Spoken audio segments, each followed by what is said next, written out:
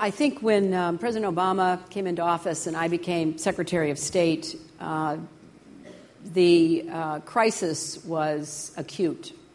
The patient was in intensive care, and there was a great deal of anger and questions here at home and around the world about how did this happen.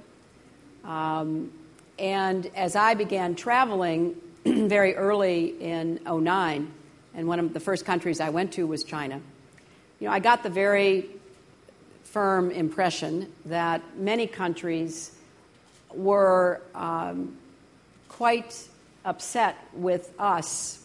I mean, this was a global crisis, but everyone had looked to our financial institutions for leadership, for the kind of decision-making that was reliable and predictable.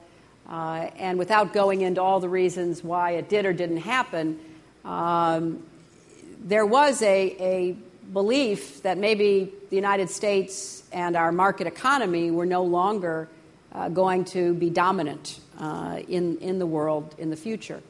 Now, since then, we've demonstrated through what I think is extraordinary leadership by the President and the economic team how we can navigate through such a difficult crisis. But there is a residue, and there is I would say, skepticism on the part of many around the world now as to how reliable our economic recovery will be. And here at home, we see that being acted out in our political system, where people who might have been very anti-government policies now are also very suspicious of our market and feel like both our economy and our political system let down Americans. Well, there's that sense around the world to some extent. Now, I'm a big optimist about our country. I think we have a well-deserved reputation for being the most resilient, the most dynamic economy, the premier political system, despite our ups and downs. So I'm absolutely confident we will work through this. It is going to be hard in our country as well as in many developed economies to figure out how we're going to produce enough jobs for enough people. I don't think anybody yet has the code to crack on how we're going to do that. So we still have a lot ahead of us, and we need to do it right. And I'm out of politics. I am not in any way involved in any of the political campaigns that are going on up to this midterm election. But I see the impact that our domestic decisions have on our role in the world.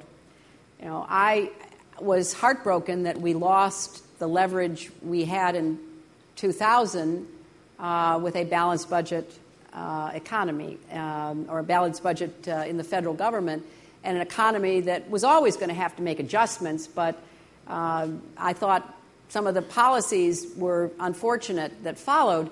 So now I think we've got to do what I plea for in foreign policy, and that is make evidence-based decisions, not ideologically based decisions. And if we can demonstrate a steadiness of leadership going forward, I think the damage that may have been done because of the crisis will be reversed. That doesn't mean that we're going to have easy sailing with China and other competitors because, look, they've got their own economic policies that they're following. But we can be, once again, competitive and effective in dealing with the global economy, and that will be reassuring to everyone.